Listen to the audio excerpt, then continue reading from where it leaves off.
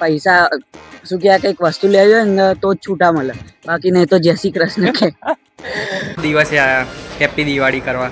Happy Diwali, જય દિવાળી, જય દિવાળી. ફૂલ pack છે બરાબર.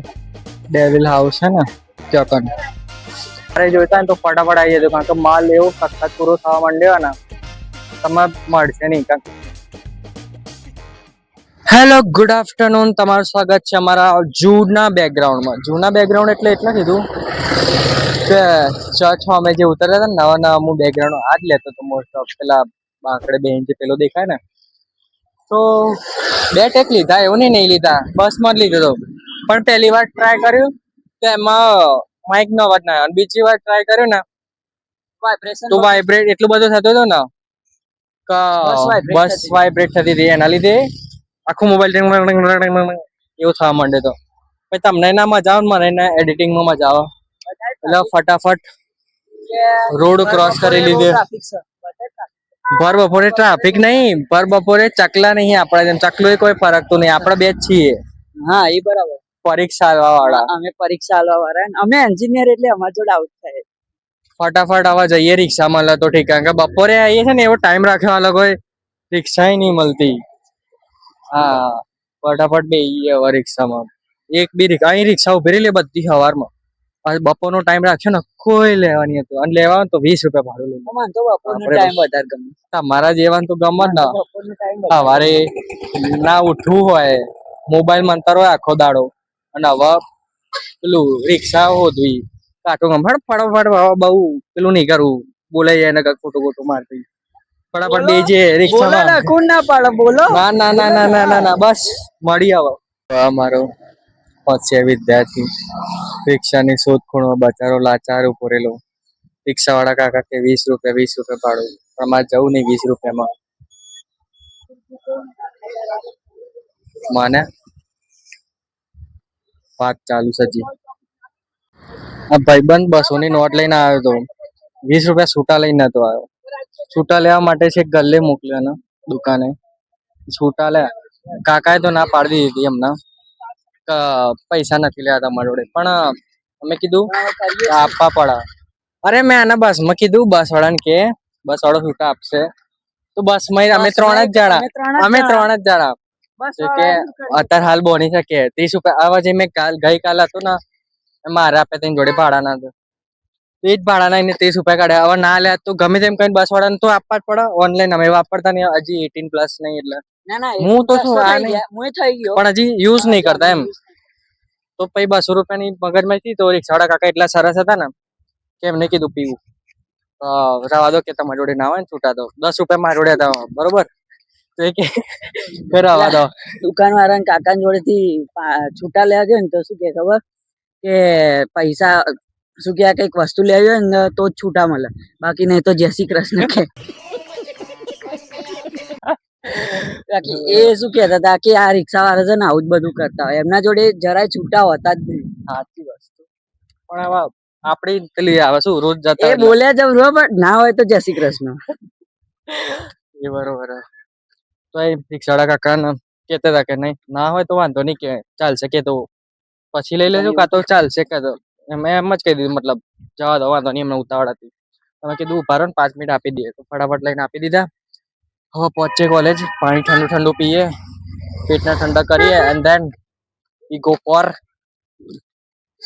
એક્ઝામ. જય શ્રી રામ. એક્ઝામ. જય શ્રી રામ. Let's go. જો આ બાળકો અમારા પણ ભણવા આવ્યા, એક્ઝામ આપવા હતા. હાલ તો ખાલી છે, એકદમ પેક થઈ ગયા છે ભાઈ બધું. આ બેક બેન્ચર આવી આ લોકોની, હું જ પહેલી બેન્ચે બેહું ઓમના આગળ. માર્કશીટ લઈને આવ્યા, માર્કશીટ ના બતાવો ભાઈ, ડિટેલ બધી વાયરલ થઈ જશે. એમાં શું વાંધો? 4 માર્કશીટો આવી બધી, હા ભેગી કરેલી બધી અલગ અલગ. આ બહુ દાડે આયા અમારા ભાઈબંધ. इतना भी सच नहीं बोलना चाहिए था हित. તો ભણતો જ નહીં, ભણ્યા વગર માર્કશીટ ચમની ગાઈસ વિચારો તમે. I don't know. ના હોતો નહીં, બહુ દિવસે આયા હેપી દિવાળી કરવા. હેપી દિવાળી, જય દિવાળી, જય દિવાળી. માર્કશીટ લેવા આવ્યા હતા, માર્કશીટ લઈ લીધી. હવે જઈએ ગરબો. ક્યારે જઈએ? ગરબો ક્યાં? ગરબો ઘેર જશે દિવાળી કરવા. A few moments later. હું આવી ગયો ઘરે. અમારું કામ બામ પતાવી એક્ઝામ પૂરી થઈ ગઈ. માર્કશીટે લઈ લીધી બધી કલેક્ટ કરી. હવે ઘરે આવતો હતો ને એટલા પપ્પાનો ફોન આવતો હતો કે ફટાફટ આય. મેં કીધું કેમ? તો કે કપડા ખરીદી કરવા જવાનું. તો હું તો રેડી હતો સવારનો બરોબર. મારા બેને રેડી થઈ ગઈ. હવે અમે 3 જણા જઈએ કપડા ખરીદી કરવા માટે. નરોડા બાજુ છે કઈ. મને લોકેશન પરફેક્ટ નહીં ખબર. જઈએ પછી તમને ત્યાં જઈને બતાવું. ચલો મારી જોડે 1 2 3.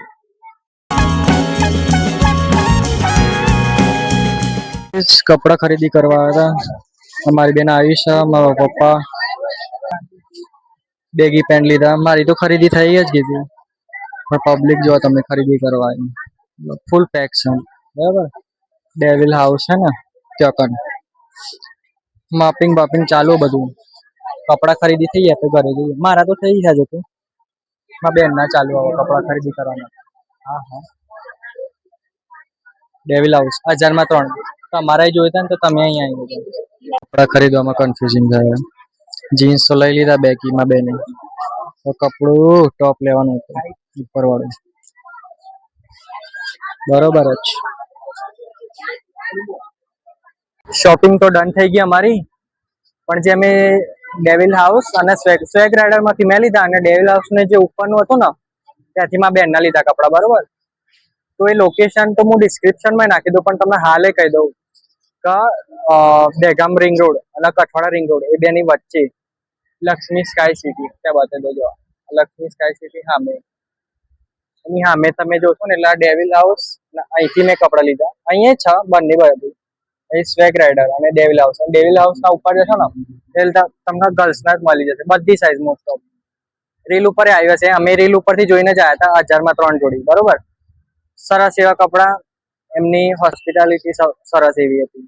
મતલબ દરેક તમને સાઈઝ બતાવો. કલર ના ગમતો કલર મેચિંગ કરી આપો. All good. સરસ આવી જાય. તમારે જોઈતા હોય તો ફટાફટ આવી જજો કારણ કે માલ એવો સખત પૂરો થવા માંડ્યો ને તમે મળશે નહીં. અમે આયા ને ત્યારે માલ હતો પણ એના પહેલા તો ફટ પબ્લિક એટલી બધી આઈને લઈ જતી રહી કારણ કે દિવાળી આવી ને હાલ તો તમે નવરાશ હોય ફટાફટ અહીંયા આવો ફટાફટ લઈને જતા રહો બરોબર. હવે નીકળે ઘર માટે મોડું થઈ ગયું. સાંજના નીકળ્યા હતા અંધારું પડ્યું. જઈએ ઘરે. મારાથી મિસ્ટેક થઈ ગઈ. જે ડેવિલ હાઉસ વાળો હતો ને નીચે છોકરાઓનું જ હતું. છોકરાનું હાલ બંધ થઈ ગયું. અમે તો છે ને બ્લેક એન્ડ બ્યુટી દેખાય તમારે એ જ લોકેશન ના સામે ઉપર પણ એ બ્લેક એન્ડ બ્યુટી માં મને અંદાજો નતો રહ્યો કે એ જ હશે. તો અહીંથી છોકરાઓના મળી રહેશે નીચે ને ઉપર છે ને બ્લેક એન્ડ બ્યુટી અહીંથી છોકરીઓના. ફાઇનલી આપણે પહોંચી ગયા હતા જોગણીમાં ના મંદિર બરોબર. એટલે બસ ની આદત પડી ગઈ ને એટલે સખત થાક લાગવા માંડ્યો. એક્ટિવ પર આટલું બધું કર્યું જો કે બહુ આગું નહીં નરોડા સર્કલ તો જે અમે શોપિંગ કરી. તો હાલ જવું ઘરે થાક લાગ્યો. ડિટેલમાં વાત કરું પછી ઘરે જઈને. ઘરે આવ્યા હતા ને કપડા મેચિંગ ચાલુ થઈ ગયા છે. જાનું બેન ના તો કપડા બધું ખોલીને બેસી ગયા. આ મારા છે પણ હું નહીં બતાવું હાલ. સસ્પેન્સ રાખવું પડે ને ભાઈ થોડું. કપડા કે સરસ એકદમ જોરદાર બધા જો. બહુ જાનું વાર લાગી થોડી સિલેક્ટ કરતા. હવે ખાલી મેચિંગ કરવાના બાકી. હે